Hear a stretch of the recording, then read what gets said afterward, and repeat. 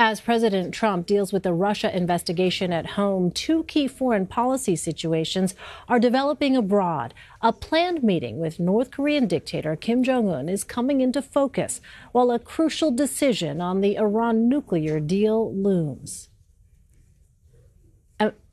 Israeli Prime Minister Benjamin Netanyahu said Monday that the findings of Israeli intelligence prove Iran has been expanding its nuclear knowledge and therefore wants the U.S. to withdraw from the nuclear deal. His critics, including former Secretary of State John Kerry, say mistrust of Iran was precisely the reason for crafting the agreement. Major Garrett joins me now from the White House. Major, Sarah Sanders downplayed the significance of the White House's typo on Monday, which suggested Iran currently has a nuclear weapons program.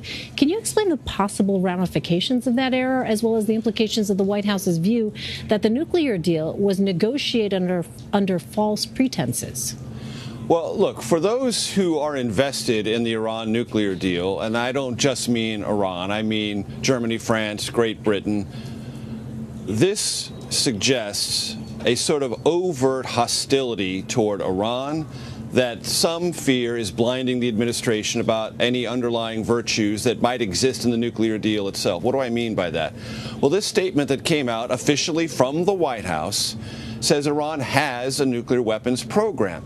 Now, that not only disagrees with International Atomic Energy Agency inspectors who are on the ground verifying Iran's compliance with the nuclear deal, it contradicts existing U.S. intelligence. It contradicts what the newly minted Secretary of State Mike Pompeo said in his confirmation hearing just last month to become Secretary of State. And it suggests that the White House is, to put it mildly, casual about this underlying question, has or had. Now, when reporters pointed out this error, the White House then retracted on a one-by-one basis to reporters who asked. Did not retract it in a formal sense. So it sort of still hangs out there in kind of an ambiguous way, driving home, the administration hopes, the point that it believes Iran always lied about whether or not its nuclear technology was only for civilian energy purposes, which is what it said, or was also for a nuclear weapons program, which the international community long ago decided. That's why there are economic sanctions in the first place. Relief from those sanctions is what led to the Iran nuclear deal. So the administration's point is Iran lied, and it lied extravagantly about how far along its nuclear weapons program was, and that should be the focus. There are those who will dispute the magnitude of the quote-unquote lie, but this fast and loose treatment of has or had does deepen the sense of anxiety among those invested in the Iran nuclear deal that this administration is finding every excuse to get out.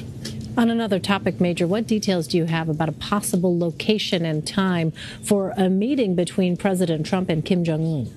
Well, the most important thing is this is all moving pretty rapidly and with what appear to be very few potential stumbling blocks.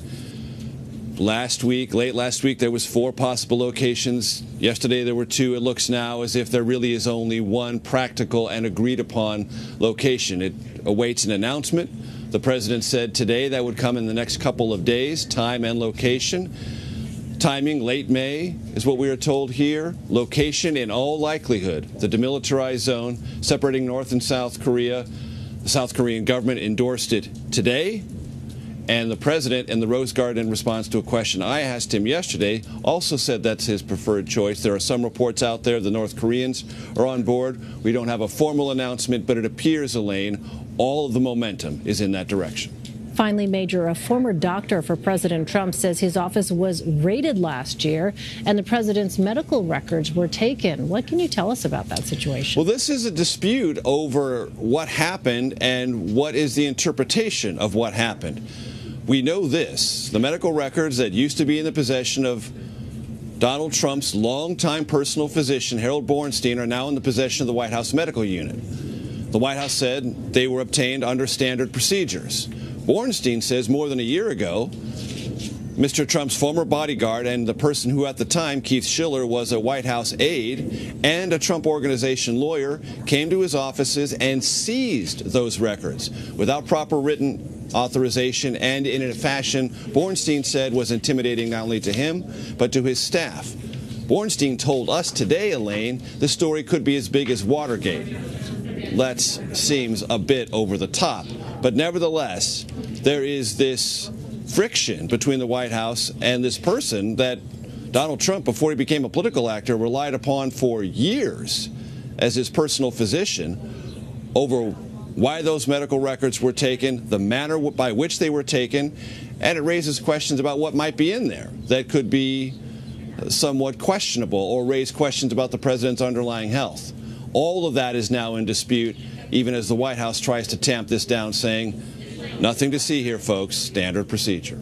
All right, Major Garrett at the White House. Major, thank you. Sure.